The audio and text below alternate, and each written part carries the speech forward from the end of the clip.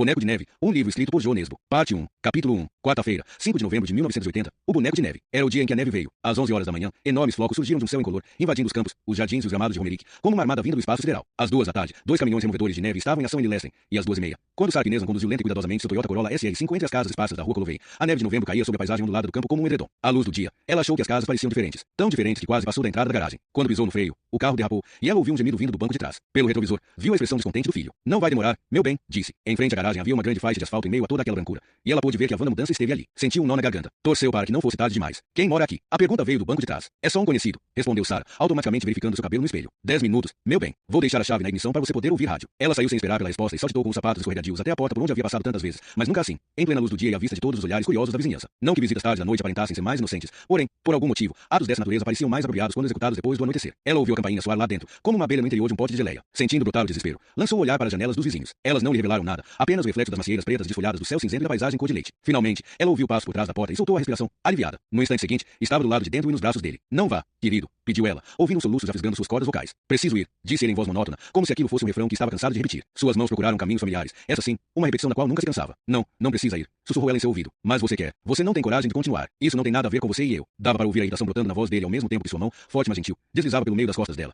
indo para o interior do cós da saia e da meia calça. Eles eram como um par de dançarinos experientes que conheciam cada movimento do parceiro, os passos, a respiração, o ritmo. Primeiro, na cama, o lado claro e prazeroso do amor. Depois, o amor em seu aspecto sombrio, o lado doloroso. A mão dele passou sobre o casaco dela, procurando mamilos sob o grosso tecido. Ele era eternamente fascinado pelos mamilos dela. Sempre acabava procurando-os. Talvez por ele mesmo não ter nenhum. Você estacionou em frente à garagem? Perguntou ele, beliscando com força. Ela fez que sim e sentiu a dor atingi-la como uma flecha de desejo subindo a cabeça. Seu sexo já estava dilatado para receber os dedos que logo estariam lá. Meu filho está esperando no carro. A mão dele parou abruptamente. Ele não sabe de nada, disse ela num gemido ao sentir a mão dele hesitar. E seu marido? Onde ele está agora? Onde você acha? No trabalho. É claro. Agora era ela quem parecia irritada. Tanto por ele ter trazido seu marido à conversa quanto por ser difícil para ela dizer qualquer coisa sobre o marido sem se irritar. E também porque seu corpo precisava tê-lo, o quanto antes. Sarah Knesman abriu a braguilha dele. Não, começou ele, segurando-a pelo punho. Ela lhe deu um tapa com força com a outra mão. Espantado, ele olhou para ela enquanto o rubor espalhou-se pela face. Ela sorriu, agarrou o fardo do cabelo preto dele e puxou seu rosto para si. Você pode ir, disse ela, mas antes vai ter que me foder. Está entendido? Ela sentiu a respiração dele em seu rosto. Agora vinha em fortes afadas. Outra vez lhe deu um tapa com a mão livre, e o pau dele endurecia na outra mão. Ele metia, cada vez um pouco mais forte, mas já havia acabado. Ela estava dormente, a magia havia passado, a tensão tinha se dissolvido e tudo que restou era o desespero. Ela o estava perdendo. Naquele instante, ali deitada, ela o havia perdido. Todos aqueles anos ansiando por ele, todas as lágrimas derramadas, as atitudes desesperadas que ele a induzira a tomar, sem dar nada em troca, exceto por uma coisa. Ele estava posicionado ao pé da cama, pegando-a de olhos fechados. Sarah encarou o tórax dele. No começo havia estranhado, porém aos poucos começara a gostar da visão daquela pele branca e sem marcas sob a musculatura peitoral. Lembrava as estátuas antigas em que os mamilos eram omitidos por consideração ao pudor público. Os gemidos dele aumentaram,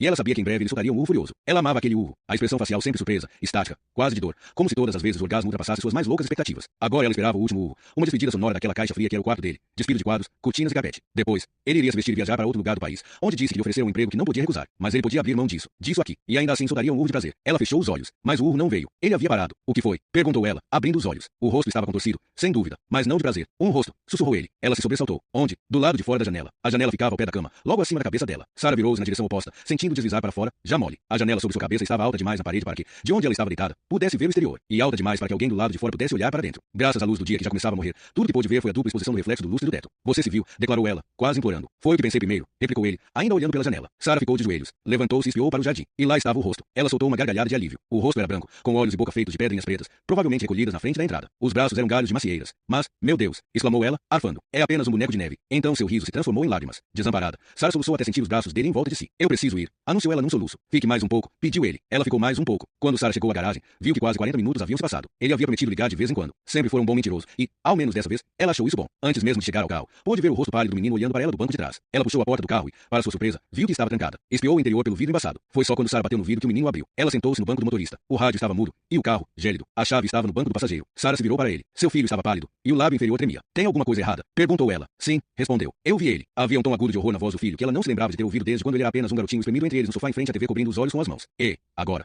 sua voz estava na fase de mudança. Ele havia parado de lhe dar um abraço de boa noite e começado a se interessar por motores de carro e garotas. Um dia ele iria sentar num carro com uma dessas garotas e também sairia da sua vida. Como assim? Indagou ela, colocando a chave na ignição e dando a batida. O boneco de neve. O motor não respondeu, e ela foi tomada por um pânico repentino. Ela não sabia do que sentia medo. Sarah olhou pelo para-brisa e girou a chave outra vez. Será que a bateria tinha acabado? E como era esse boneco de neve? Perguntou ela, pesando fundo no acelerador, em desespero, girando a chave com tanta força que parecia que iria quebrá-la. O filho respondeu, mas sua resposta foi abafada pelo urro do motor. Sarah engrenou a marcha, soltando a embreagem como se de repente houvesse urgência em sair dali. As rodas derraparam na neve sem caída e meio derretida. Ela pisou mais fundo no acelerador, porém a traseira do carro deslizou para o lado. Por fim, os pneus derreteram a neve e aderiram ao asfalto, fazendo o carro voar e entrar na rua derrapando. Papai está nos esperando, disse ela. Vamos depressa. Ela ligou o rádio e aumentou o volume para preencher o gélido interior com outros sons além da própria voz. Um locutor disse pela centésima vez naquele dia que, na noite anterior, Ronald Reagan havia vencido Jimmy Carter na eleição presidencial norte-americana. De novo, o menino falou algo, e ela olhou pelo retrovisor. O que você disse? Perguntou em voz alta. Ele Ele repetiu, mas ainda não deu para ouvir. Ela baixou o volume do rádio enquanto guiava em direção à rua principal e ao rio que cortavam a paisagem como duas tarjas negras de luto, e se sobressaltou ao perceber que o garoto havia se inclinado para ficar entre os dois bancos da frente. Sua voz soou como um sussurro seco no ouvido de Sarah, como se fosse importante e ninguém mais os ouvisse. Nós vamos morrer.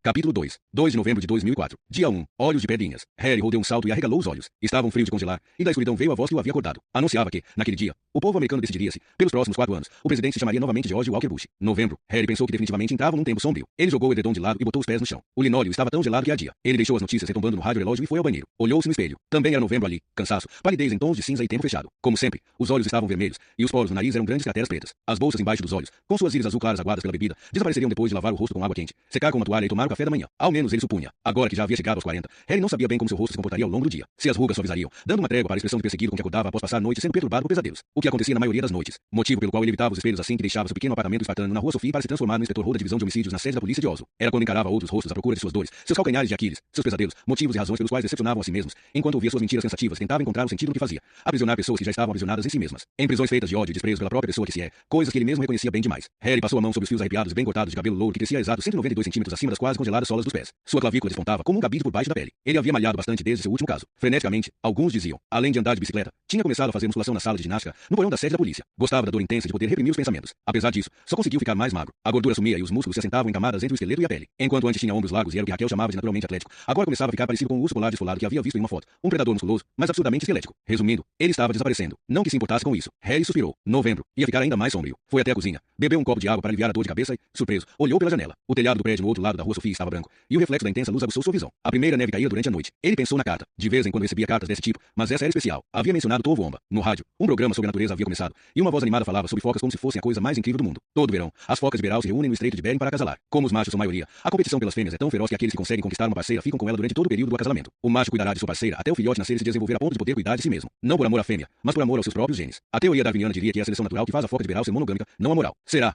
Pensou Harry. A voz do rádio falava quase em falsete de tão empolgada. Mas, antes de as focas deixarem o Estreito de Bering para procurar comida no mar aberto, o macho tentará matar a fêmea. Por quê? Porque uma foca fêmea de Beraus nunca se acasala 2 vezes com o mesmo macho. Para ela, isso significa distribuir o risco biológico do material genético, exatamente como na bolsa de valores. Para ela, é biologicamente racional ser promíscua, e o macho sabe disso. Ao matá-la, ele quer impedir que filhotes de outras focas venham a competir com sua própria prole pela mesma comida. Como os seres humanos também se enquadram na teoria darwiniana, por que não pensamos como as focas? Perguntou outra voz. Mas nós pensamos assim. A nossa sociedade não é nem nunca foi tão monógama quanto aparenta ser. Recentemente, uma pesquisa sueca mostrou que entre 15 e 20% de todas as crianças têm um pai diferente do que elas acreditam ter. E vale ressaltar que isso inclui seus próprios pais declarados. 20%. Isso quer dizer uma em cada 5 crianças, vivendo uma mentira e garantindo a diversidade biológica. Harry mexeu no botão do rádio à procura de alguma música suportável. Ele parou numa versão de Desperado, executada por um Johnny Cash já maduro. Alguém batia com força na porta de entrada. Harry foi até o quarto, vestiu seu jeans, voltou ao hall de entrada e abriu. Harry Hall, o homem do lado de fora, vestia um macacão azul e olhou para Harry pelas lentes grossas dos óculos. Seus olhos eram claros como os de uma criança. Harry assentiu com a cabeça. Está com fungo? O homem fez a pergunta com expressão séria. Um longo tufo de cabelo estava grudado de viés na sua testa. Trazia debaixo do braço uma prancheira de plástico com uma folha cheia de coisas impressas. Harry esperou o homem prosseguir e explicar, mas ele não disse mais nada. Apenas aquela expressão segura e aberta. Isso é uma questão estritamente pessoal, replicou Harry. O homem esboçou um sorriso como resposta a uma piada que estava verdadeiramente enjoado de ouvir. Fungo no seu apartamento. Mofo. Não tenho motivos para acreditar que tenho. É essa questão do mofo. Ele raramente dá motivos para acreditar que está aí. O homem sugou os dentes e balançou nos calcanhares. Was? Perguntou Harry por fim. Mas ele está. O que faz você achar isso? Seu vizinho está com mofo. Ah, é. E você acha que pode ter se espalhado? Mofo não se espalha. Podridão seca se espalha. E então? Há uma falha de construção na ventilação ao longo das paredes deste quarteirão. Cria condições para o mofo crescer. Posso dar uma olhada na sua cozinha? Harry deu um passo para o lado. O homem foi direto à cozinha, onde imediatamente encostou na parede um aparelho laranja, parecido com um secador de cabelo. 2 bibs soaram. Medidor de umidade, explicou o homem, olhando para aquilo que obviamente era um mostrador. Como eu pensava. Tem certeza de que não viu ou sentiu o cheiro de algo suspeito? Harry não tinha uma ideia clara do que poderia ser suspeito. Uma camada como aquela que dá em pão velho, disse o homem. Cheio de bolor. Harry sinalizou que não. Teve ardência nos olhos? Perguntou o homem. Se sentiu cansado? Teve dores de cabeça? Harry deu de ombros. Claro, desde sempre. Você quer dizer desde que veio morar aqui? Talvez. Mas o homem não estava prestando atenção. Havia tirado uma faca do cinto. Harry deu um passo para trás e olhou a mão com o instrumento erguer e golpear a parede com muita força. Algo parecido como um gemido soou quando a faca atravessou a placa de gesso por baixo do papel de parede. O homem retirou a faca, enfiou-a novamente e arrancou um pedaço de gesso pulverizado, deixando um buraco grande na parede. Então sacou uma pequena lanterna e iluminou o buraco. Franziu bem a testa por trás das lentes superdimensionadas dos óculos. Depois enfiou o nariz no buraco e farejou. Justamente, concluiu ele. Olá, pessoal. Olá, quem? Perguntou Harry, aproximando-se. Aspergilos. Respondeu o homem. Um gênero de mofo. Podemos escolher entre 300 a 400 espécies. E é difícil dizer com certeza qual é essa aqui, porque o crescimento nessas superfícies duras é tão tênue que é quase invisível. Mas o cheiro é inconfundível. E isso significa um problema, certo? Perguntou Harry, tentando lembrar quanto ainda tinha em sua conta bancária depois que ele e o pai haviam patrocinado uma viagem à Espanha para SS. Sua irmãzinha que sofria do que ela mesma chamava de um toque de síndrome de Down. Não é como podridão seca de verdade. O prédio não vai desabar, disse o homem. Mas você talvez. Eu, se estiver predisposto a isso. Algumas pessoas adoecem por respirar o ar com mofo. Se sentem indispostas durante anos e são, naturalmente, acusadas de serem hipocondríacas, já que ninguém detecta nada e os outros moradores continuam saudáveis. E então a peste devora o papel de parede e as placas de gesso. O que você sugere? Que eu erradique essa proliferação? É claro. E as minhas economias? É coberto pelo seguro do prédio. Não vai lhe custar nada. Só preciso de acesso ao seu apartamento durante os próximos dias. Harry encontrou um molho de chaves sobressalentes na gaveta da cozinha e o estendeu ao homem. Serei só eu, disse o homem. Acho que eu devia mencionar isso. Muita coisa esquisita acontece lá fora. Sério. Harry sorriu com tristeza e olhou pela janela. Hein? Nada, falou Harry. De qualquer maneira, aqui não tem nada para roubar. Agora tenho que ir. O sol brando da manhã refletia em toda a fachada envidraçada da sede da polícia distrital de Oslo, que continuava no mesmo lugar havia mais de 30 anos, no topo da colina da rua principal, Grand Lanzeré. Mesmo que não tivesse sido exatamente intencional, a sede da polícia ficava bem próxima às áreas de maior criminalidade da zona leste da cidade, e a penitenciária de Oslo, localizada no que era a antiga cervejaria Bayern, era seu vizinho mais próximo. A delegacia era cercada por um gramado marrom e murcho, com bordos e tilhas cobertos por uma fina camada de neve branco acinzentada que caía durante a noite, fazendo o parque parecer um espólio amortalhado. Harry subiu pela faixa preta de asfalto até a entrada principal e se encaminhou para o hall central, onde a decoração de porcelana com água escorrendo da parede, projetada por Kari Christensen, sussurrava seus segredos eternos. Ele cumprimentou o segurança na recepção e pegou o elevador para a divisão de homicídios no sexto andar. Mesmo já tendo se passado quase 6 meses desde que ganhara seu próprio escritório na zona vermelha, quase sempre ia para a sala apertada e sem janelas que antes dividia com o oficial Jack Elvorsen. Agora, era ocupada pelo oficial Magnus Carey, e Jack Elvorsen estava enterrado no cemitério de Vestjaker. A princípio, os pais dele quiseram enterrar o filho na cidade natal de Saint-Léger, pois Jack e Beate LNN, a chefe da perícia técnica, não eram casados, sequer moraram juntos. Mas, quando ficaram sabendo que Beate estava grávida e que o filho de Jack nasceria no verão, concordaram em enterrar Jack em Oslo. Harry entrou em sua nova sala, que ele sabia que seria sempre nova, da mesma maneira que o estádio de futebol do Barcelona, com 50 anos, ainda era chamado de Camp Nou, que em catalão significa estádio novo. Ele se deixou cair na cadeira e ligou o rádio, enquanto dava bom dia para as fotos em cima da estante de livros e se encostava à parede. Um dia num futuro desconhecido, quando se lembrasse de comprar taxinhas, iria pendurá-las na parede. Ellen Gelten, Jack Elvorsen e Barney Miller, ali dispostos em sequência cronológica. A sociedade dos policiais mortos. No rádio, políticos noruegueses e cientistas sociais davam seus pontos de vista acerca da eleição presidencial norte-americana. Harry reconheceu a voz de Harvey STP, o dono da revista de sucesso liberal e conhecido como um dos formadores de opinião mais versados, arrogantes e divertidos do país. Harry aumentou o volume até as vozes retombarem nas paredes de tijolo e pegou suas algemas PLs que estavam sobre a mesa. Treinou algemar com rapidez usando o pé da mesa como alvo. A madeira já estava toda lascada por causa desse mau hábito adotado durante um curso no FBI em Chicago e aperfeiçoado em noites solitárias passadas no quarto nojento em Cabrini Green, ao som dos gritos de vizinhos brigando e Jim Beam como única companhia. A meta era lançar a algema ao punho do peso, de modo que a mola da argola tirada ativasse a outra argola e travasse. Com a quantidade certa de força e precisão, era possível se algemar ao prisioneiro com um simples movimento, antes que ele tivesse tempo de reagir. Harry nunca teve a oportunidade de usar isso em serviço e apenas uma vez havia aplicado a outra coisa que aprenderá no curso, como prender um serial killer. A algema travou em volta do pé da mesa e as vozes do rádio zumbiram. O que você acha que torna os noruegueses tão céticos em relação a George Bush, a VSTP? É porque somos um país superprotegido e, embora nunca tenhamos travado nenhuma guerra, ficamos felizes por deixar outros fazerem isso por nós. A Inglaterra, a União Soviética e os Estados Unidos. Sim, desde as guerras napoleônicas estamos nos escondendo atrás de nossos irmãos mais velhos. A Noruega baseou sua segurança na confiança de que outros se responsabilizarão quando as coisas se complicarem. Tem sido assim por tanto tempo que perdemos nosso senso de realidade, acreditando que a Terra é basicamente povoada por gente que nos deseja o bem por sermos o país mais rico do mundo. A Noruega é uma loura tagarela com cérebro do tamanho de uma ervilha que se perdeu numa ruela do Bronx e que agora se sente indignada porque seu guarda-costas está sendo violento demais com os assaltantes. Harry discou o número de Raquel. Além do número de SS, o de Raquel era o único que sabia de cor. Quando ele era mais novo e inexperiente, pensava que ter uma memória ruim fosse uma desvantagem para um investigador. Agora sabia que não. Bush e os Estados Unidos são guarda-costas. Perguntou o âncora. Sim, Lyndon B. Johnson disse uma vez que os Estados Unidos não escolheram esse papel, mas reconheceu que não havia outros para cumpri-lo. E tinha razão. Nosso guarda-costas é um cristão novo, com uma relação conturbada com o pai, problemas com bebida e de intelecto limitado, sem força de caráter suficiente até para fazer o serviço militar de forma honrosa. Em suma, um cara que devemos ficar felizes por ser reeleito presidente hoje. Suponho que esteja sendo irônico. De maneira alguma. Um presidente tão fraco escuta seus conselheiros. E a Casa Branca tem os melhores. Acredite. Mesmo que com aquele seriado de TV ridículo sobre o Salão Oval nós possamos até ter ficado com a impressão de que os democratas têm monopólio da inteligência. Por mais surpreendente que seja, é na extrema-direita, entre os republicanos, que encontramos as mentes mais perspicazes. A segurança da Noruega está nas melhores mãos. Uma amiga de uma amiga minha já fez sexo com você. Sério? Perguntou Harry. Você não? Consertou Raquel. Estou falando com outro cara. STP. Desculpe, disse Harry, e abaixou o volume do rádio. Depois de uma palestra em Trondheim, ele a convidou para ir ao quarto dele. Ela estava interessada, mas fez questão de contar que havia removido um seio. Ele disse que queria pensar um pouco e foi para o bar. Voltou e a levou para o quarto. Espero que tenha correspondido às expectativas. Nada é capaz de corresponder às expectativas. É, concordou Harry, perguntando-se sobre o que estariam falando. E como vai ser hoje à noite? Perguntou Raquel. Às 8 no Palace Grill está bom. Mas que besteira é essa de não poder reservar a mesa? Para dar um toque diferenciado, eu acho. Combinaram de se encontrar no bar. Depois de desligar, Harry ficou pensando. Ela parecia satisfeita. Ou alegre e animada. Tentou ver se ele, por sua vez, tinha sido bem sucedido na tentativa de ficar satisfeito com a alegria dela. Satisfeito porque a mulher que ele havia amado tanto estava feliz com outro homem. Raquel e ele já tiveram seu tempo, e ele teve suas chances, as quais desperdiçou. Por que então não ficar contente por ela estar bem? Por que não desistir da ideia de que as coisas podiam ter sido diferentes e seguir a própria vida? Prometeu a si mesmo que se esforçaria um pouco mais. A reunião matinal acabou logo. O chefe da divisão de homicídios, Gunnar Hagen, fez uma revisão dos casos em andamento, que não eram muitos, visto que não tinham nenhum assassinato recente sob investigação, e assassinato era a única coisa que fazia a pulsação da delegacia acelerar. Thomas ele, um oficial da divisão de pessoas desaparecidas, estava presente e expôs o caso de uma mulher que tinha sumido de casa havia um ano. Nenhum sinal de violência, nenhum sinal do autor do crime e nenhum sinal dela. Era dona de casa e fora vista pela última vez na creche, onde havia deixado o filho e a filha pela manhã. O marido e todas as pessoas próximas tinham álibis e foram descartados como suspeitos. Concordaram que a homicídios deveria levar o caso adiante. Magnus Carey transmitiu saudações de Stanley Aune, o psicólogo fixo da homicídios, a quem havia visitado no hospital Leval. Harry sentiu uma leve dor na consciência. Stanley Aune não era apenas seu conselheiro em casos criminais, mas também seu conselheiro pessoal na luta contra a bebida e o mais próximo que já chegará de um confidente. Já havia mais de uma semana que Aune tinha sido internado com um diagnóstico incerto, porém Harry ainda não havia conseguido superar sua aversão por hospitais. Amanhã, pensou Harry, ou quinta, temos uma nova oficial, declarou Gunnar Hagen. Catherine Bratt, uma mulher jovem, se levantou espontaneamente da primeira fila, mas sem lhes oferecer um sorriso. Era muito atraente sem esforço, pensou Harry. Cabelos finos, quase ralos, pendiam sem vida nas laterais do rosto. por sua vez, era pálido, de traços retos e com a mesma expressão séria e cansada que Harry tinha visto em outras mulheres de grande beleza, já tão acostumadas a serem olhadas que haviam parado de gostar ou não disso. Catherine Bratt usava um tailleur azul que ressaltava sua feminilidade, mas as grossas meias calças pretas embaixo da saia e as botinhas de inverno muito práticas invalidavam quaisquer suspeitas de que estivessem vestindo nesse lado. Ela passou a olhar pelo grupo, como se tivesse ficado de pé para vê-los, e não para ser vista. Harry apostou que ela havia planejado tanto o traje quanto essa pequena atuação em seu primeiro dia de trabalho na sede da polícia. Catherine trabalhou 4 anos na polícia de Bergen, a maior parte do tempo na divisão de crimes sexuais, mas também já atuou na divisão de homicídios. Continuou Hagen, olhando para uma folha que Harry supunha ser o currículo dela. Formou-se em Direito na Universidade de Bergen em 1999, estudou na Academia de Polícia e é nossa oficial. Por enquanto não tem filhos, mas é casada. Uma das finas sobrancelhas de Catherine Bratt se ergueu quase imperceptivelmente, e Hagen, ou notando esse detalhe, ou talvez achando que a última informação havia sido supérflua, emendou. Para quem estiver interessado. Na pausa opressiva e marcante que se seguiu, Hagen pareceu achar que tinha piorado as coisas ainda mais. Pigalhou 2 vezes e disse que aqueles que ainda não estivessem inscritos para a festa de Natal deveriam fazê-lo até quarta-feira. Cadeiras arrastando e Harry já estava no corredor quando ouviu uma voz atrás de si. Parece que pertenço a você. Harry deu meia volta e se deparou com o rosto de Catherine Bratt. Como seria atraente se fizesse um esforço, pensou. Ou você a mim, continuou ela, mostrando uma fileira de dentes regulares, mas sem deixar o sorriso alcançar os olhos. Depende do ponto de vista. Ela falou em norueguês padrão, temperado com sotaque de Bergen e seus R's moderadamente arrastados, fazendo Harry apostar consigo mesmo que ela era de Fana ou de Calfária ou de outro bairro de classe média. Ele continuou andando,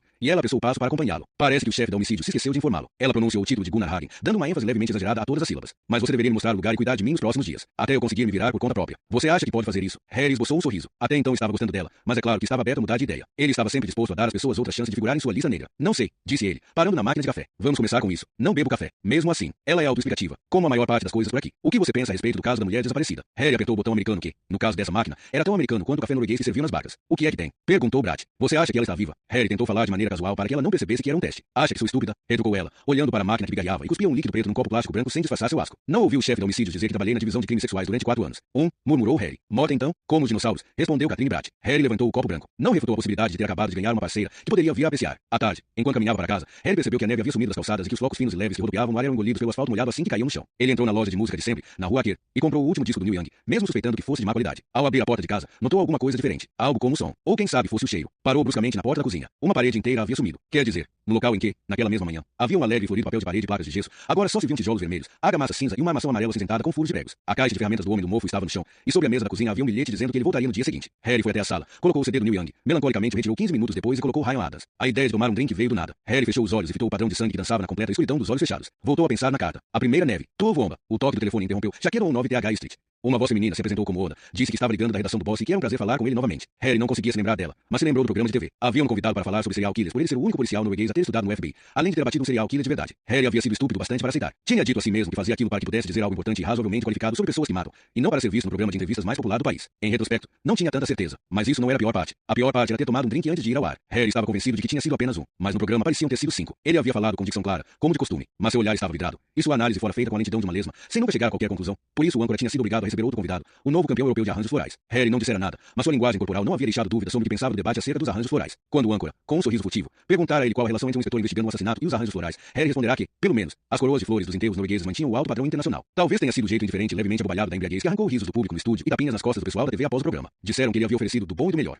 E então se juntou um pequeno grupo deles na Cosner News, satisfeito com a bebida e acordou no dia seguinte com um corpo que, em todas as suas fibras, gritava, exigia, precisava ter mais. Era sábado, e ele havia continuado a beber até o fim de semana terminar. Havia sentado no restaurante Schiller, onde gritou por mais chopp quando começaram a piscar as luzes para encorajar os clientes a se retirar. Rita, a garçonete, fora até Harry para dizer que ele não poderia mais entrar ali se não fosse embora imediatamente, de preferência indo direto para a cama. Na manhã seguinte, Harry havia comparecido ao trabalho às 8 em ponto. Não contribuiu com nada útil ao departamento, vomitando na pia depois da reunião matinal, agarrando-se à cadeira do escritório, tomando café, fumando e vomitando de novo, mas dessa vez na privada. E aquela tinha sido a última vez em que havia sucumbido. Não beberam uma gota desde abril, e agora queriam que ele voltasse para a frente das câmeras. A mulher explicou que o tema era terrorismo em países árabes e o que transformava pessoas de boa formação da classe média em máquinas de matar. Harry a interrompeu antes de ela terminar. Não, mas gostaríamos tanto que viesse. Você é tão rock and roll. Ela riu com um entusiasmo cuja sinceridade ele não pôde determinar, mas naquele momento reconheceu a voz dela. A mulher também esteve na Cosner News naquela noite. Tinha aquela beleza entediante dos jovens, falava com aquele jeito entediante dos jovens e havia olhado para Harry com apetite, como se ele fosse um prato exótico que considerava provar. Será que ele era exótico demais? Ligue para outra pessoa. Finalizou Harry e desligou. Depois fechou os olhos e ouviu Ryan Adams perguntando-se: "Oh, baby, why do we miss you like you?" O menino levantou o olhar para o homem ao seu lado na bancada da cozinha. A luz do jardim coberto de neve refletia na pele lisa e esticada sobre o crânio pesado do pai. Mamãe dissera que o pai tinha um cabeção porque ele era um crânio. O filho perguntou por que ela disse que ele era um crânio se na verdade tinha um crânio. Ao que ela soltou uma gargalhada e fez cafuné no garoto,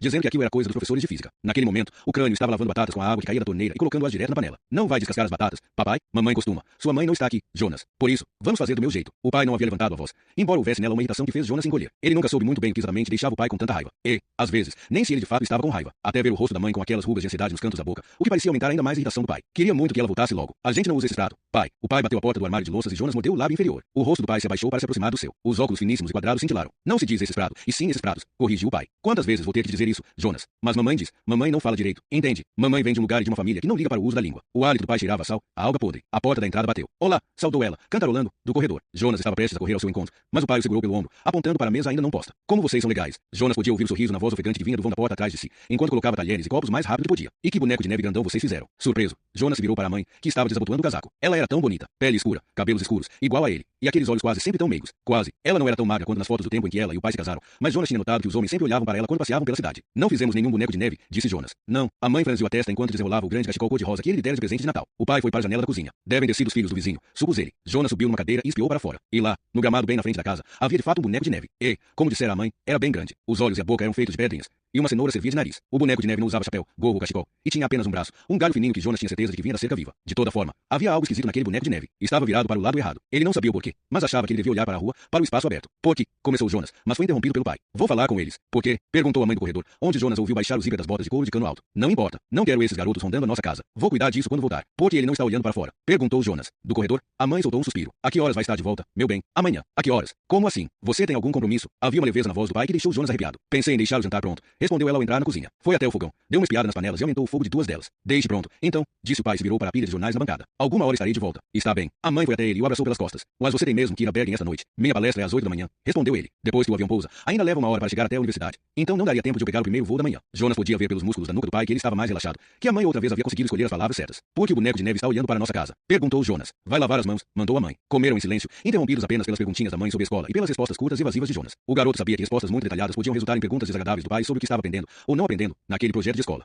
Ou interrogatórios rascantes sobre alguém com quem Jonas mencionasse ter brincado, sobre o que faziam os pais desse alguém de onde vinham. Questões que Jonas nunca podia responder satisfatoriamente. Quando Jonas já estava na cama, ouviu seu pai despedindo-se de sua mãe no andar de baixo, a porta se fechando, o carro dando batida e o som do motor desaparecendo à distância. Estavam sozinhos de novo. A mãe ligou a TV. Ele pensou em algo que ela havia perguntado, porque Jonas quase não trazia mais colegas da escola para brincar em casa. Ele não soube o que responder, pois não queria que ela ficasse triste. Mas agora quem estava ficando triste era ele. Jonas mordiscou o interior das bochechas, sentindo a dor agridoce irradiar para os ouvidos, e observou os tubos metálicos do sino de vento pendurado no teto. Ele levantou da cama e foi até a janela. A neve no jardim refletia o suficiente para que vislumbrasse o boneco de neve lá embaixo. Parecia solitário. Alguém devia ter colocado gorro e cachecol nele, e talvez um cabo de vassoura para segurar. Naquele momento, a lua despontou por detrás de uma nuvem. A fileira de dentes pretos apareceu. E os olhos. Automaticamente, Jonas prendeu a respiração e deu 2 passos para trás. Havia um brilho nos olhos de pedrinhas. E eles não olhavam para o interior da casa lá embaixo. Olhavam para cima, para o quarto dele. Jonas fechou as cortinas e voltou para a cama.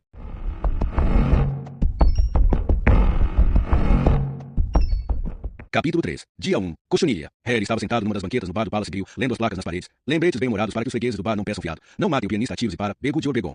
A noite ainda estava começando, e os únicos fregueses no bar além dele eram 2 garotas sentadas juntas a uma mesa, digitando freneticamente em seus celulares, e 2 rapazes jogando dados, com experiente refinamento na distância e na mira, mas com péssimos resultados. Dolly Parton, que Harry sabia ter sido trazido de volta do ostracismo pelos hábitos da boa música country, ganha seu nasalado sotaque sulista pelos alto-falantes. Outra vez, Harry olhou para o relógio e apostou consigo mesmo que Raquel Falk estaria parada na porta às 8h07. Sentiu a costumeira tensão crepitante de quando ia revê-la. Disse a si mesmo que não passava de uma reação condicionada, semelhante aos cães de Pavlov que começavam a babar ao ouvir o sino da comida, mesmo que não houvesse comida alguma. E eles não teriam comida essa noite. Quer dizer, eles iam apenas comer, e bater um papo agradável sobre a vida que levavam agora. Ou, para ser mais exato, sobre a vida que ela levava agora. E sobre Oleg, o filho que ela teve com o ex-marido russo quando trabalhava na embaixada da Noruega em Moscou. O menino introspectivo e desconfiado de quem Harry havia conseguido se aproximar e com quem, aos poucos, havia criado laços que de muitas maneiras eram mais fortes do que os seus com o próprio pai. E quando Raquel por fim não aguentou mais e rompeu a relação, ele não soube direito qual foi a maior perda. Mas agora sabia. Porque agora, 8h07, ela estava no vão da porta com aquela postura reta, a curvatura das costas que ele era capaz de sentir nas pontas dos dedos e as maçãs do rosto sobre a pele reluzente que podia sentir tocando-lhe a face. Torcia para que ela não estivesse tão linda, tão feliz. Ela caminhou até ele, e seus rostos se tocaram. Harry tomou cuidado para soltá-la primeiro. Está olhando o quê? Perguntou Raquel, desabotoando o casaco. Você sabe, respondeu Harry, dando-se conta de que devia ter pigarreado antes. Ela deu um risinho, e aquilo tinha o efeito idêntico ao primeiro gole de Jim Beam. Ele sentia calor e relaxava. Não, replicou ela. Harry sabia exatamente o que seu não queria dizer. Não comece. Não crie um constrangimento. Não vamos chegar ao lugar de sempre. Ela disse aquilo com suavidade, quase impossível de ouvir. Mas para ele era como levar uma bofetada. Você está amado, comentou Raquel. É o que dizem. A mesa?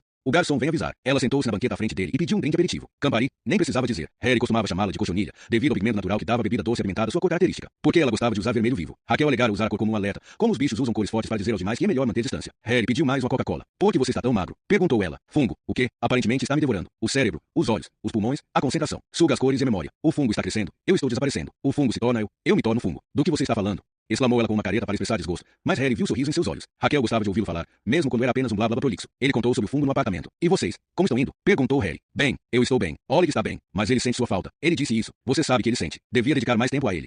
Harry a olhou, pasmo. Não foi escolha minha. E daí? Retrucou ela, pegando o drink trazido pelo barman. O fato de não estarmos mais juntos não quer dizer que Oleg e você não têm uma relação importante. Para ambos. Nem ele nem você se comprometem facilmente com outras pessoas. Por isso deviam cuidar das relações que têm. Harry bebericou a coca. E qual é a situação entre Oleg e o seu médico? O nome dele é Matias, disse Raquel, soltando um suspiro. Estão se empenhando. Eles são diferentes. Matias quer muito se aproximar, mas Oleg não facilita. Harry sentiu uma doce pontada de satisfação. Matias também trabalha muitas horas por dia. Pensei que não gostasse que seu homem trabalhasse, disse Harry, arrependendo-se no mesmo instante. Mas, em vez de ficar aborrecida, Raquel suspirou com tristeza. O problema não era você trabalhar por muitas horas. Harry, você estava obcecado. Você é o seu trabalho. E o que te move não é amor ou senso de responsabilidade, ou solidariedade. Sequer é ambição pessoal. É raiva e desejo de vingança. E isso não é certo, Harry. Não é para ser assim. Você sabe o que aconteceu. Sim, pensou Harry. Deixei a doença entrar na sua casa também. Ele pigarreou. Mas o seu médico é movido pelas coisas certas. Então, Matias ainda dá plantão noturno na emergência. Como voluntário, além de lecionar em tempo integral no Instituto de Anatomia. E é doador de sangue membro da Anistia Internacional. Ela deu um suspiro. Sangue B negativo é raro, Harry. E sei muito bem que você também apoia a anistia. Raquel mexeu no drink com uma varetinha de plástico laranja com um cavalo na ponta. O líquido vermelho girou em torno dos cubos de gelo. Cochonilha. Harry, chamou ela. Algo em seu tom de voz o deixou tenso. Matias, eu vamos morar juntos. Depois do Natal. Tão rápido. Harry passou a língua no céu da boca numa tentativa de encontrar unidade. Vocês só se conhecem há um ano. Um ano e meio. Planejamos nos casar no verão. Magnus Carey estudava a água quente que escorria sobre suas mãos antes de descer pela pia. E desaparecer. Não, nada desaparecia. Só estava em outro lugar. Como aquelas pessoas sobre as quais ele havia passado as últimas semanas coletando informações. A pedido de Harry. Porque Harry dissera que podia ter algo ali. E ele queria o relatório de Magnus antes do final de semana. O que significava que Magnus havia sido obrigado a fazer hora extra, mesmo sabendo que Harry lhes dava funções assim só para mantê-los ativos nesses tempos de pé sobre a mesa. A pequena divisão de pessoas desaparecidas era composta por 3 policiais que se negavam a fuçar casos antigos. Já tinham bastante coisa para fazer com os casos novos. Voltando pelo corredor deserto, Magnus viu que a porta de sua sala estava entreaberta. Ele sabia que a havia fechado e já passava das 9 da noite. Portanto, o pessoal da limpeza já terminara havia muito tempo. 2 anos antes, tiveram problemas com furto nas salas. Magnus Carey abriu a porta com um empurrão. Catherine Bratt estava no centro da sala e se virou para ele com a testa franzida, como se fosse ele quem tivesse invadido a sala dela. Deu as costas para Magnus. Só queria ver, disse ela, passando a olhar pelas paredes. Ver o quê? Scarry olhou em torno. A sala dele era igual às outras, exceto que não tinha janela. Era a sala dele, não era? Scarry franziu a testa. Como assim? Foi a sala dele durante anos, até mesmo enquanto ele investigava o serial killer na Austrália. Scarry deu de ombros. Acho que sim. Por quê? Catherine Bratt passou a mão sobre a superfície da mesa. Porque ele trocou de sala. Magnus passou por ela e se deixou cair em sua cadeira. Essa não tem janela. E mais tarde foi promovido a inspetor. E primeiro ele dividiu a sala com Ellen Gelten e em seguida com Jack Elvossen, comentou Catherine Bratt. E ambos foram mortos. Magnus Carey colocou as mãos atrás da cabeça. Essa oficial nova tinha classe. Um patamar ou 2 acima dele. Apostava que o marido dela era chefe de alguma coisa e tinha grana. O terninho que ela vestia parecia caro. No entanto, olhando-a mais de perto, era como se houvesse uma pequena falha. Uma leve imperfeição que ele não conseguia apontar direito. Você acha que eu ouvi as vozes deles? Foi por isso que trocou de sala? Perguntou Bratt, olhando para o mapa da Noruega na parede, onde Scarry havia desenhado um círculo em volta das cidades natais de todas as pessoas desaparecidas de Islândia, sudoeste da Noruega, desde 1980. Scarry riu sem responder. Bratt tinha cintura fina, e as costas eram graciosas. Ele sabia que ela sabia que estava sendo observada. Como ele é de verdade? Indagou ela. Por que a pergunta? Acho que todos perguntam quando tem um novo chefe, não é? Ela estava certa. Só que ele nunca pensara em Harry Hole como chefe, não dessa maneira. Ok, ele passava algumas tarefas e liderava as investigações. Mas, fora disso, só exigia que não ficasse em seu caminho. Como você provavelmente sabe, a reputação dele não era das melhores, declarou Scarry. Ela deu de ombros. Já me contaram sobre o alcoolismo, e que ele já denunciou colegas, que todos os chefes querem vê-lo no olho da rua, mas que o antigo chefe de homicídios o mantinha debaixo da asa. O nome dele era Barney Blair, falou Sky, olhando para o mapa, para o círculo em volta de Bergen. Era onde Blair fora visto pela última vez antes de desaparecer, e que o pessoal aqui da sede não gosta da mídia fazendo dele uma espécie de popstar. Sky mordeu a parte de dentro do lábio inferior. Ele é um baita de um investigador. Para mim, isso é suficiente. Você gosta dele? Perguntou Bratt. Sky sorriu. Ela se virou na direção dele e lançou um olhar direto. Gosto e não gosto, respondeu. Não sei se consigo dizer apenas uma das duas coisas. Ele empurrou a cadeira para trás, colocou os pés na mesa, espreguiçou-se e deu um meio bocejo. E em que você está trabalhando tão tarde da noite? Era uma tentativa de recuperar o controle. No fim das contas, ela era só uma detetive de escala inferior e novata, mas Catherine Bratt apenas sorriu, como se ele tivesse dito algo engraçado. Saiu pela porta e desapareceu. Desaparecidos. Falando do diabo. Sky disse um palavrão, endireitou-se na cadeira e ligou de novo o computador. Harry acordou e ficou de barriga para cima olhando para o teto. Quanto tempo havia dormido? Ele se virou e olhou para o relógio na mesa de cabeceira. 15 para as 4. O jantar tinha sido uma aprovação. Assistir a boca de Raquel falando, tomando vinho, mastigando carne e devorando enquanto contava que ela e Matias estavam pensando em passar alguns anos em Botsuana, onde o governo tinha um bom programa para o combate ao HIV e faltavam médicos. Ela perguntou se ele estava se encontrando com alguém. E Harry respondeu que estava se encontrando com os amigos de infância, Sten e Tresco. O primeiro era um beberrão, taxista, nerd da informática. O outro, um beberrão, jogador compulsivo e que poderia ter sido campeão mundial de poker se tivesse aprendido a se manter impassível tão bem quanto era craque em decifrar os adversários. Ele até começou a lhe contar sobre a derrota fatal de Tresco no campeonato mundial de Las Vegas, até perceber que já havia contado isso. E não era verdade que os tinha encontrado. Harry não se encontrara com ninguém. Ele viu o garçom encher os copos de bebida na mesa ao lado. Por um momento de loucura, esteve a ponto de arrancar a garrafa das mãos dele e colocá-la na boca. Em vez disso, aceitou levar Olga a um show que ele havia implorado a Raquel para assistir. Slipknot. Harry omitiu contar a ela o tipo de banda a qual estava prestes a deixar o filho ter acesso, uma vez que ele mesmo queria ver o show do Slipknot. Mesmo que bandas que falavam sem parar sobre morte, com símbolos satânicos e bateria acelerada em geral só fizessem rir. Slipknot era interessante, na verdade. Harry jogou o edredom de lado e foi à cozinha. Deixou a água da torneira escorrer até ficar fria. Usou a mão como cuia e bebeu. Ele sempre achou que a água assim tinha um gosto melhor, quando bebida da própria mão, da própria pele. De repente, deixou a água novamente escorrer pela pia e olhou para a parede preta. Tinha visto alguma coisa, algo se movendo. Não, não era nada, apenas o próprio movimento, igual a invisível onda subaquática que acaricia as algas. Por entre fibras mortas, dedos tão finos que se tornam impossíveis de serem vistos a olho nu, esporos que se erguem pelo mais leve movimento de ar, assentando-se em novos lugares, começando a comer e sugar. Harry ligou o rádio da sala. Já estava decidido. George W. Bush ganhará mais um período na Casa Branca. Harry voltou para a cama e cobriu a cabeça com o edredom. Jonas acordou com um ruído e levantou o edredom do rosto. Pelo menos achou que fosse um ruído. Um som de trituração, como o da neve grudando sob as botas no silêncio entre as casas numa manhã de domingo. Devia ter sonhado, mas o sono não voltou nem mesmo ao fechar os olhos. Em vez disso, fragmentos do sonho retornaram. Seu pai estava imóvel e calado na sua frente, com um reflexo nos óculos que deixava as lentes como uma superfície de gelo impenetrável. Deve ter sido um pesadelo, porque Jonas estava com medo. Ele reabriu os olhos e viu os tubos do sino pendurado no teto se mexerem. Jonas pulou da cama, abriu a porta e correu pelo corredor. Na altura da escada que levava para o andar térreo, conseguiu evitar olhar para a escuridão, e só parou quando chegou à porta do quarto dos pais, onde pressionou a maçaneta com imenso cuidado. Daí lembrou que seu pai estava viajando, e que acordaria a mãe de qualquer forma. Esgueirou-se para dentro. Um quadrado branco de luar se estendia sob o piso até a cama de casal intacta. Os números do despertador estavam acesos, 1h11. Por um instante, Jonas ficou ali parado, confuso. Então voltou ao corredor. Foi em direção à escada. A escuridão dos degraus esperava por ele, como uma grande lacuna aberta. Não se ouvia um único som vindo do andar inferior. Mamãe. Jonas se arrependeu de ter gritado assim que ouviu o som do próprio terror no eco breve e desagradável. Porque agora aquilo também sabia. O escuro. Nenhuma resposta. Jonas engoliu em seco. Então começou a descer a escada. No terceiro degrau sentiu algo molhado sob o pé. Igual no sexto. E no oitavo. Como se alguém tivesse pisado ali com sapatos molhados. Ou pés molhados. A luz estava acesa na sala de estar, mas nenhum sinal de sua mãe. Ele foi à janela para olhar a casa dos Ben Dixon. Às vezes mamãe ia até lá visitar Eba. Mas todas as janelas estavam escuras. Ele entrou na cozinha e foi até o telefone, conseguindo com sucesso evitar os pensamentos, não deixando a escuridão penetrar. Ele digitou o número do celular da mãe e sentiu-se alegre ao ouvir sua voz suave. Mas era apenas um recado dizendo para deixar o nome e desejando um bom dia. E não era de dia, era de noite. No hall de entrada, enfiou os pés num par de sapatos grandes do pai, botou um casaco acolchoado sobre o pijama e saiu. A mãe havia dito que a neve sumiria no dia seguinte, mas ainda estava frio e uma brisa sussurrava e murmurava no carvalho perto do portão. A casa dos Bendixen não ficava a mais de 100 metros, e por sorte havia 2 postes de luz no caminho. Ela tinha de estar lá. Jonas olhou à direita e à esquerda para se certificar de que não havia ninguém que podia detê-lo. Foi quando viu o boneco de neve. Estava como antes, imóvel, o rosto virado para a casa, imerso no luar gélido. Mas agora havia algo de diferente nele, algo quase humano, algo familiar. Jonas olhou para a casa dos Bendixen. Decidiu correr, mas não o fez. Ficou ali parado, sentindo o vento gelado indo em sua direção. Devagar, virou-se para o boneco de neve. Agora tinha percebido o que o tornava tão familiar. Ele usava uma echarpe, um cachecol cor-de-rosa. O cachecol que Jonas tinha dado à mãe de presente de Natal.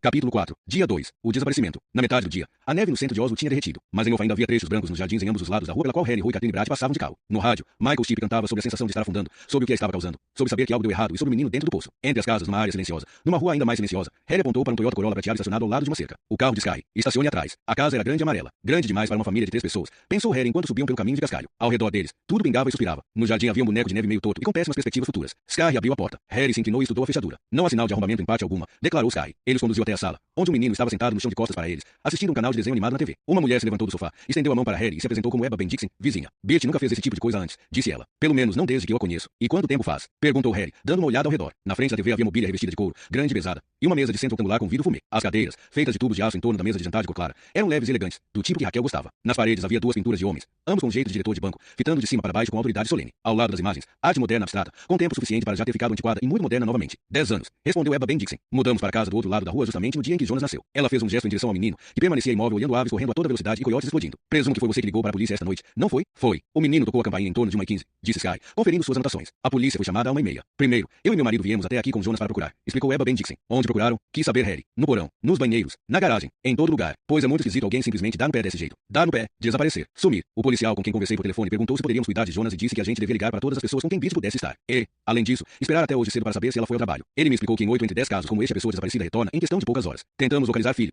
O marido interrompeu Sky. Estava em Bergen para dar uma palestra. Ele é professor de alguma coisa. Física. Ebba Bendixen sorriu. De qualquer maneira, o celular dele estava desligado. E não sabíamos em qual hotel estava hospedado. Foi contatado em Bergen esta manhã. Anunciou Sky. Deve chegar logo aqui. Sim, graças a Deus, disse Ebba. Então, quando ligamos para o trabalho de Bert hoje pela manhã e ela não havia comparecido no horário normal, ligamos para vocês de novo. Sky fez um gesto afirmativo. Harry sinalizou para que ele continuasse a conversa com Ebba Bendixen. Foi até a TV e sentou-se ao lado do menino. Na tela, um coiote acendia o estupim de uma banana de dinamite. Oi, Jonas. Eu me chamo Harry Ho. O outro policial contou para você que casos como esses quase sempre acabam bem. Que as pessoas desaparecem e depois reaparecem por si sós. O menino fez que não com a cabeça. Mas é o que elas fazem, reforçou Harry. Se você tivesse que chutar, onde acha que sua mãe estaria agora? O menino deu de ombros. Não sei onde ela está. Eu sei que você não sabe, Jonas. No momento, nenhum de nós sabe. Mas qual é o primeiro lugar que vem à sua cabeça, já que ela não está aqui nem no trabalho? Não fique pensando se é provável ou não. O menino não respondeu. Ficou apenas olhando para o coiote que tentava em vão jogar longe a banana de dinamite grudada em sua mão. Tem alguma casa de veraneio ou algum outro lugar onde costumavam ir? Jonas meneou a cabeça. Algum lugar especial aonde ela costumava ir se quisesse ficar sozinha. Ela não queria ficar sozinha, falou Jonas. Ela queria estar comigo, só com você. O menino se virou e encarou Harry. Jonas tinha olhos castanhos, como Oleg. E na íris castanha Harry viu o medo que já previa ver e uma raiva inesperada. Por que elas vão? Perguntou o menino. Essas pessoas que voltam, olhos iguais, pensou Harry. Perguntas iguais, as importantes. Por vários motivos, explicou Harry. Algumas pessoas se perdem, e existem várias maneiras de se perder. E algumas pessoas simplesmente precisam de um tempo sozinhas e desaparecem para ter um pouco de paz. A porta da frente bateu e Harry viu o menino se sobressaltar. No mesmo instante, a dinamite explodiu na mão do coiote e a porta da sala de estar se abriu. Bom dia. Saltou uma voz atrás deles, cortante e ao mesmo tempo controlada. Quais são as novas? Harry se virou e viu um homem na casa dos 50 usando paletó dar passos largos até a mesa e pegar o controle remoto. No instante seguinte, a imagem da TV implodiu até virar um ponto branco e o aparelho soltou um longo ruído sibilante em protesto. Você sabe que eu já falei sobre ver TV durante o dia, Jonas,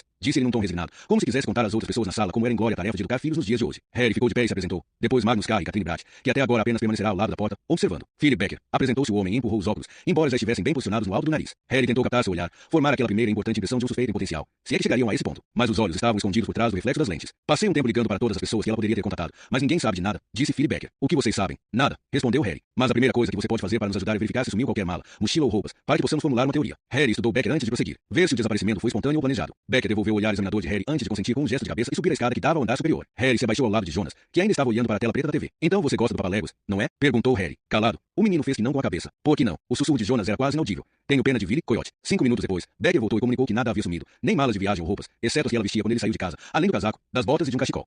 Harry coçou o queixo com a barba por fazer, lançando um olhar a Ebba Bendixen. Poderia me acompanhar até a cozinha, Sr. Becker. Becker mostrou o caminho, e Harry sinalizou para que Catherine os acompanhasse. Na cozinha, o professor pôs imediatamente pó de café num filtro e água na cafeteira. Catherine ficou próxima à porta enquanto Harry foi à janela e olhou para fora. O rosto do boneco de neve havia afundado entre os ombros. A que hora saiu de casa ontem à noite e que voo pegou para Bergen? Perguntou Harry. Saí daqui por volta das 9h30. Respondeu Becker sem hesitação. O voo decolou às 11h05. Fez qualquer contato com Bert após sair de casa? Não. O que você acha que pode ter acontecido? Não faço ideia. Inspetor, realmente não sei.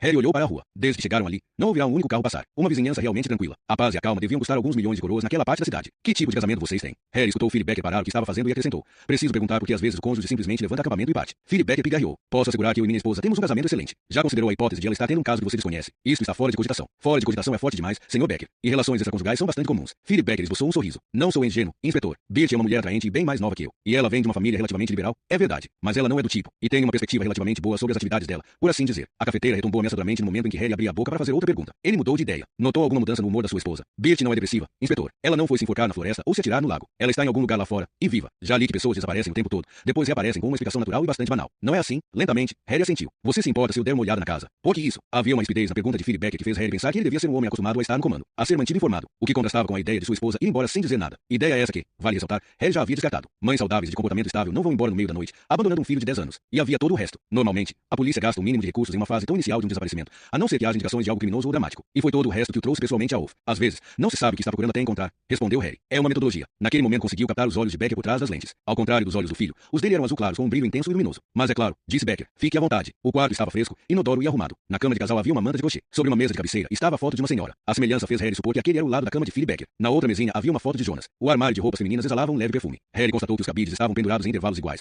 como estariam ao permanecerem por algum tempo sem serem manuseados. Vestidos pretos com fendas, pulloveres curtos com estampa cor-de-rosa e purpurina. No fundo do armário havia uma seção de gavetas. Ele abriu a primeira de cima. Roupas íntimas, pretas e vermelhas. A próxima gaveta. Cintas, ligas e meias. Terceira gaveta. Joias arrumadas em nichos revestidos de veludo carmesim. Ele notou um anel bem grande e vistoso com pedras de um brilho intenso. Tudo ali dentro era um pouco Las Vegas. Não havia nenhum nicho vazio. O quarto tinha uma porta que levava a um banheiro recém-formado com ducha a vapor e 2 pias de aço. No quarto de Jonas, Harry sentou-se numa pequenina cadeira ao lado de uma escrivaninha. Sobre ela, havia uma calculadora cheia de funções matemáticas avançadas. Parecia nova e sem uso. Na parede acima, havia um pôster mostrando 7 golfinhos em uma onda e um calendário do ano. Algumas datas estavam marcadas com círculos e palavrinha-chave. Harry viu o aniversário da mamãe e do vovô, férias na Dinamarca, dentistas 10 e 2 datas em julho marcando o médico.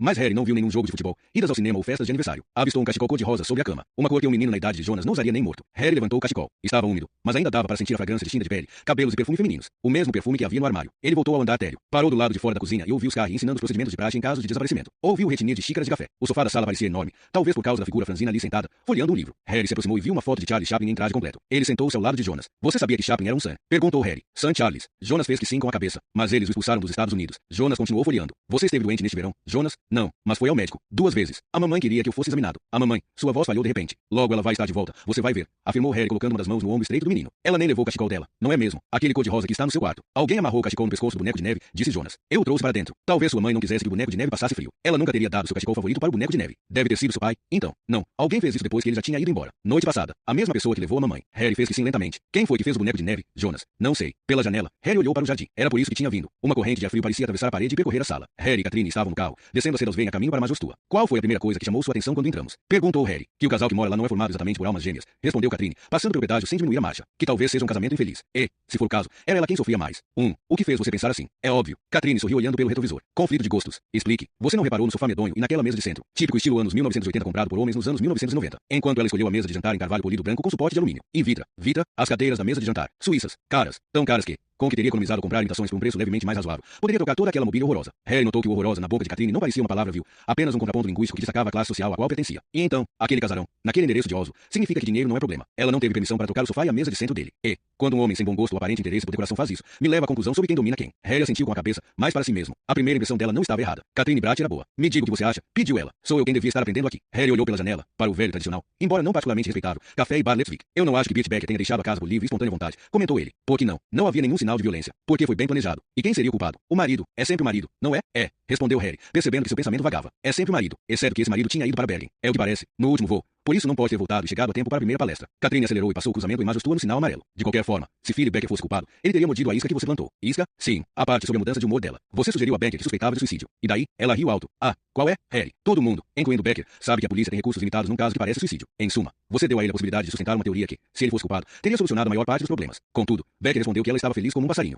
Então você acha que a pergunta foi um teste? Você testa as pessoas o tempo todo, Harry. A mim, inclusive. Harry não respondeu até terem descido a Bonstad-Veien. Em geral, as pessoas são mais espertas do que você imagina, disse ele depois ficou em silêncio até chegarem ao estacionamento da sede da polícia. Vou ter que trabalhar sozinho o resto do dia. E falou aquilo porque esteve pensando sobre o cachecol cor-de-rosa e tinha chegado a uma conclusão. Ele precisava, com urgência, estudar o material de Sky sobre pessoas desaparecidas e também precisava, com urgência, ter sua perturbadora suspeita confirmada. E, se fosse como temia, ele teria que ir ao chefe de homicídios, Gunnar Hagen, com a carta. A maldita carta.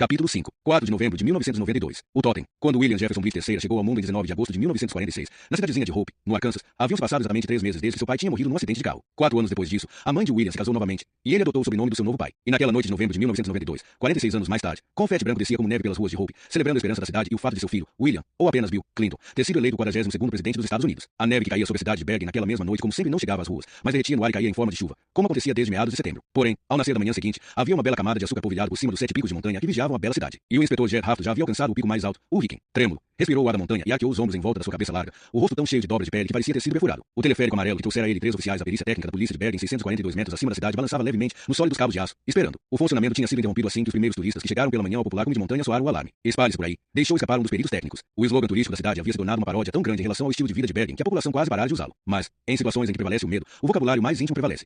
Espalhe-se por aí, repetiu Hafton com sarcasmo, os olhos luzindo por entre a pilha de dobras de pele. O corpo que jazia na neve havia sido desmembrado em tantos pedaços que apenas fora possível determinar o sexo graças a um seio nu. O restante lembrou Hafton do acidente de trânsito em Ex-Varneses no ano anterior, em que um caminhão que havia feito uma curva fechada em alta velocidade tinha perdido seu revestimento de alumínio, literalmente fatiando o carro que vinha na direção oposta. O assassino matou e desmembrou aqui mesmo, apontou um dos peritos. Para Hafton, a informação parecerá bastante supérflua, considerando que a neve em volta do corpo estava borrifada de sangue e as listas grossas ao lado indicavam que pelo menos uma artéria havia sido cortada enquanto o coração ainda batia. Fez uma nota mental para descobrir a hora em que a neve parara de cair na noite anterior. O último teleférico havia batido às 5 da tarde. Claro que a vítima e o assassino podiam ter chegado pela trilha que serpenteava por baixo das gondolas, ou podiam ter tomado o funicular de Flien para o topo da montanha ao lado e dali caminhado, mas eram caminhadas longas, e sua intuição disse: teleférico. Havia 2 pares de pegadas na neve. As pequenas eram sem dúvida da mulher, mesmo que não houvesse sinal dos seus sapatos. O outro par era necessariamente do assassino. As pegadas levavam à trilha. Botas grandes, constatou o jovem perito, um homem do arquipélago de Sota com o rosto encovado. Pelo menos 46. Com certeza um cara fortão. Não necessariamente, discordou Hafton, farejando o ar. A pegada é irregular mesmo aqui em terra plana. Sugere que o pé do homem é menor do que o calçado. Talvez estivesse tentando nos despistar. Hafton sentiu todos os olhares recaindo sobre si. Sabia o que pensavam. Que lá ia ele outra vez, tentando fazer brilhar a estrela de outrora. O homem que havia sido amado pelos jornais. Boca grande, rosto impassível e energia. Em suma, um homem feito para as manchetes. Mas em certo momento ele ficará grandioso demais para eles. Para todos eles, a imprensa e os colegas. Começaram a circular comentários indiretos dizendo que Jed Hafton só pensava em si mesmo e em seu lugar sob os holofotes. Que ele, em seu egoísmo, pesava em colegas e cadáveres demais. Mas ele não tinha se importado. Não possuía nada de concreto para derrubá-lo. Ao menos não bastante. Um objeto de valor ou outro havia sumido de cenas de crime. Uma joia ou um relógio que pertencera ao morto. Coisas que se supunha que ninguém sentiria falta. Mas um dia um dos colegas de Hafton estava procurando uma caneta e abriu uma gaveta em sua mesa. Pelo menos foi o que ele disse. E encontrou 3 anéis. Hafton foi chamado à presença do delegado, a quem teve de se explicar. E ele lhe dissera para ficar de boca calada e não mexer no que está quieto. Isso foi tudo. Mas começaram os rumores. Até a mídia acabou sabendo. Talvez por isso não tenha sido surpresa quando as acusações sobre violência policial atingiram a delegacia alguns anos atrás.